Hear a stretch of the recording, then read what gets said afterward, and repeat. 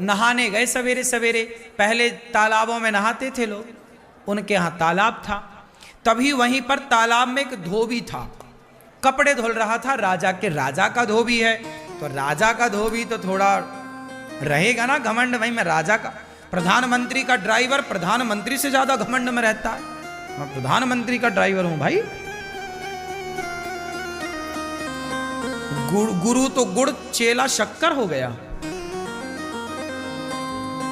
हाँ, गुरु तो गुड़ रहा, चेला शक्कर हो गया। ऐसे ही है। धोबी भाई साहब धुल रहे थे कपड़ा, पंडित जी आए। पंडित जी बड़े भक्त थे, भगवान के उपासक थे।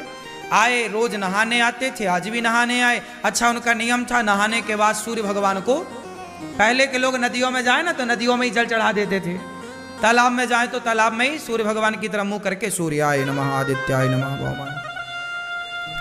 जब पंडित जी जल चढ़ाने लगे तो धोबी ने कपड़ों को जोर जोर से पीटना स्टार्ट किया। तो जो कपड़ों का गंदा छीटा जल था, छीट नहीं पड़ते, कपड़ों का निकलता है, वो गंदा पानी पंडित जी की अंजलि में जाके गिरा, हाथ में, और उसी से वो सूर्य भगवान को अर्घ दे रहे हैं। तो सूर्य अर्घ में उस जल में वो कपड़ों का धौमन गिर रहा था, गंदा पानी। जबकि धोबी को चाहिए ये था कि जब कोई जल चढ़ा रहा है तो जरा 1 मिनट के लिए भैया रोक लो कि जल पूरा हो जाए। पंडित जी तो जल चढ़ाते रहे, पंडित जी भी ना रुके, वो अपना जल चढ़ाते रहे, सूर्याय नमः आदित्य, पानी गंदा पड़ता रहा। ये दृश्य भगवान ने देखा। भगवान नारायण लेटे लेटे देख रहे हैं, अरे बड़ा गलत कर रहा। सुदर्शन को आदेश दिया, सुदर्शन जाओ जाओ धोबी का सिर काट के लाओ। सुदर्शन चले धोबी का सिर काटने। जब तक सुदर्शन भगवान पहुंचे तब तक पंडित जी की पूजा हो गई पूरी।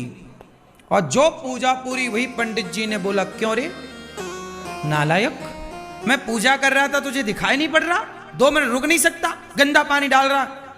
अब पंडित जी जो लड़ाई शुरू किए। धोबी बोला, मैं कम हूं क्या, मैं क्यों काम रोकूं? तुम दूर नहीं जा सकते उस वाले घाट में, तुम्हें भी यहीं आना था। अब सुदर्शन भगवान को आदेश क्या मिला था? भगवान ने क्या बोला? सुदर्शन से जाओ धोबी का सिर काट के आओ। अब सुदर्शन जी आए तो वहां तो लड़ाई चल रही थी पंडित जी में और धोबी में। सुदर्शन घबराए कि भगवान ने कहा है कि धोबी का सिर काटना है, इन दोनों में धोबी कौन है ये कंफर्म नहीं हो रहा। सुदर्शन वापस चले गए।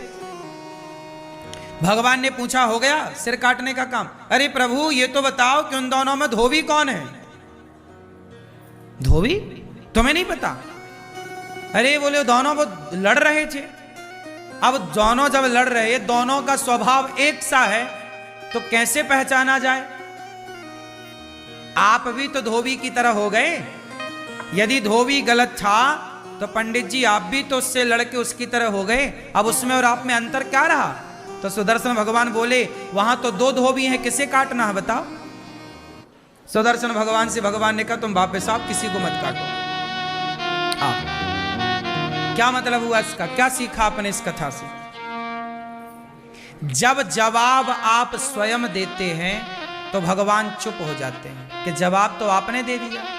पंडित जी ने जवाब ना दिया होता उस धोबी को तो भगवान जवाब देते कि नहीं? इसलिए कोई आपको गाली दे, आपको अपमानित करे, आप तो सॉरी कान पकड़ लो, भैया आप सही हम गलत। आप जवाब नहीं देते तो ईश्वर जवाब देते हैं,